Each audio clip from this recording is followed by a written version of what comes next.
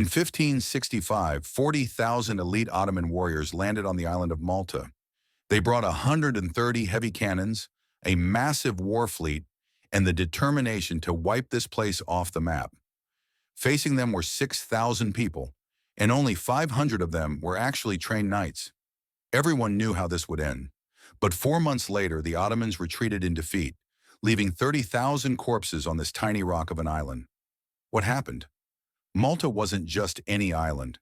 It sat right in the middle of the Mediterranean, like a ship blocking the route between Europe and North Africa. Whoever controlled Malta controlled the trade routes from Constantinople to Gibraltar. And after the Ottomans took Constantinople in 1453, they'd been gradually turning the Mediterranean into their own private lake. Only one force stood in their way: the Knights of St. John, also known as the Knights of Malta. Who were they? This was a military order that once defended the Holy Land during the Crusades. However, after being driven out of Rhodes in 1522, they wandered aimlessly until the Holy Roman Emperor Charles the Magnificent granted them the island of Malta in 1530.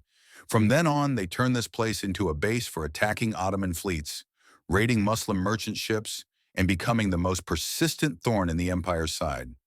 Sultan Suleiman the Magnificent had had enough. He was 70 years old, his health declining, but he was determined to destroy the Knights of Malta before he died.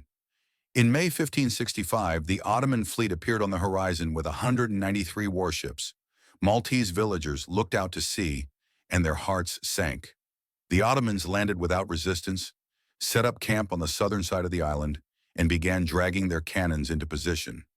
Jean de Valette, Grand Master of the Knights, 71 years old but still as hard as steel, called all warriors back to three main fortresses: Fort St. Elmo, Fort St. Angelo, and Fort St. Michael.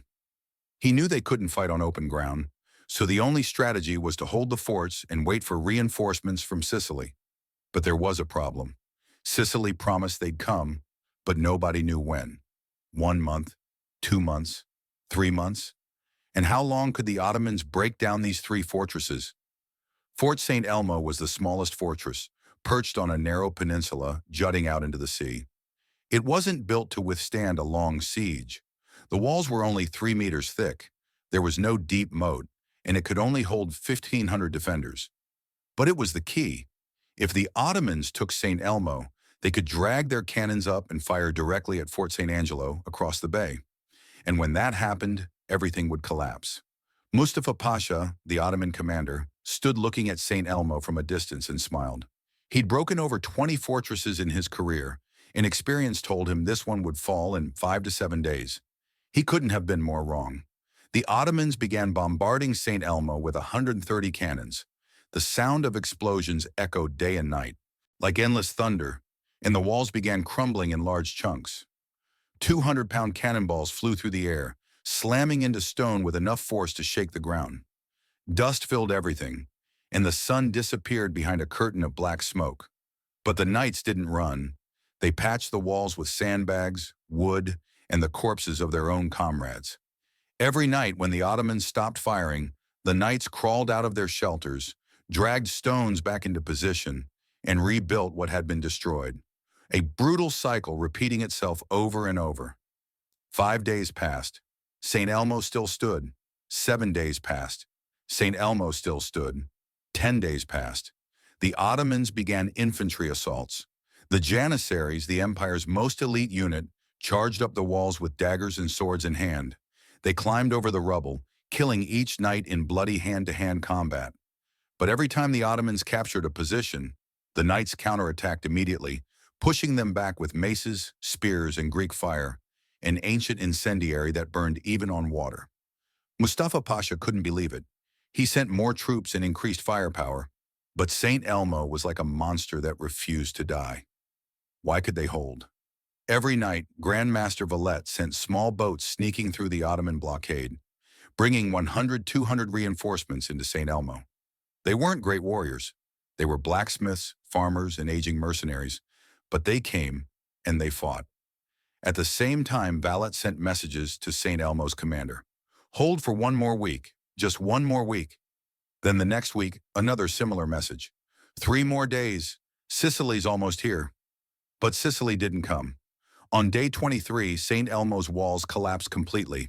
The Ottomans poured in like a tide, killing every survivor. Only 9 knights escaped by swimming across the bay in the darkness.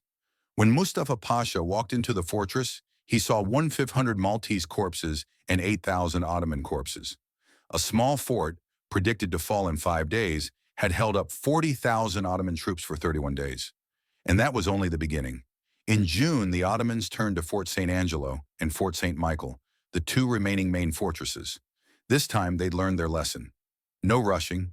They dug siege trenches, built firing towers, and began relentless bombardment from all sides. But conditions inside the walls were now much worse. Food was running out. Water was contaminated because they couldn't bury the dead fast enough. The stench of rot filled the air, and flies swarmed everywhere. The disease began spreading, killing more people than Ottoman cannons. Grand Master Valette, though 71, still went to the front lines every day. He didn't just give orders from afar, but personally held a sword, stood beside his men, and fought when needed. When a young knight grew afraid and wanted to retreat, Valette grabbed his shoulder and said, "You're afraid of dying. I'm this old and not dead yet. What are you worried about?" That kind of spirit spread. Nobody dared run when the Grand Master still stood there. In July, the Ottomans launched a massive assault. 15,000 troops charged Fort St. Michael simultaneously. Janissaries climbed the walls on rope ladders, blasted gates with explosives, and captured part of the ramparts. The Ottoman flag flew on the watchtower. For a few brief minutes, it seemed Malta had fallen. But Valette didn't panic. He gathered the 200 most elite knights remaining and personally led the counterattack. They charged in like a flaming sword, cut down the celebrating Janissaries, and pushed the Ottomans off the walls in 20 minutes of desperate fighting. Mustafa Pasha watched his troops running back and slammed his fist on the table. He'd lost 10,000 men in 3 months, but still hadn't captured anything. In August, everything became eerily quiet. The Ottomans stopped attacking. They just surrounded and waited. The strategy had shifted from break the walls to starve them out. Inside the walls, people began eating rats, shoe leather, and anything chewable. Children grew so thin their bones showed through their skin. Some seriously wounded knights killed themselves so they wouldn't burden others. Valette sent his 47th desperate message to Sicily. "If you don't come within 10 days, Malta will fall." No response. Mustafa Pasha smiled. He knew victory was close. On September 7th, a smoke signal rose from the north side of the island. Not from the Ottomans, but from another fleet. Sicily had finally arrived. 8,000 Spanish and Italian reinforcements landed on Malta. Mustafa Pasha immediately turned his forces back to respond, but the Ottoman troops were exhausted after 4 months of siege. They were hungry, sick, and morale had nearly collapsed. When European reinforcements appeared on the battlefield, the Ottomans panicked, and then something nobody expected happened. Grandmaster Valette ordered the gates opened. 2,000 surviving knights and civilians rushed out, not to defend anymore, but to attack. They were like demons returned from hell, gaunt but with fire in their eyes, armor covered in dried blood and cuts.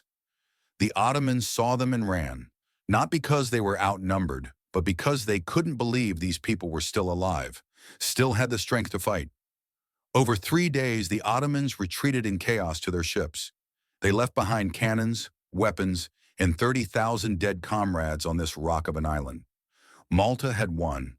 How did 6,000 people defeat 40,000? Not because they were stronger, not because they had better weapons, but because they understood something the Ottomans didn't. Time is the most powerful weapon. Fort St. Elmo, the small fortress predicted to fall in 5 days, held up the Ottomans for 31 days. Those 31 days exhausted the entire fleet, collapsed Ottoman morale, and created enough time for reinforcements to arrive. Grandmaster Valette didn't need to defeat the Ottomans in one battle. He just needed to survive long enough for them to defeat themselves. And that's why, to this day, Malta still proudly bears the white cross on a red background, the symbol of the knights who turned a small island into the graveyard of an empire.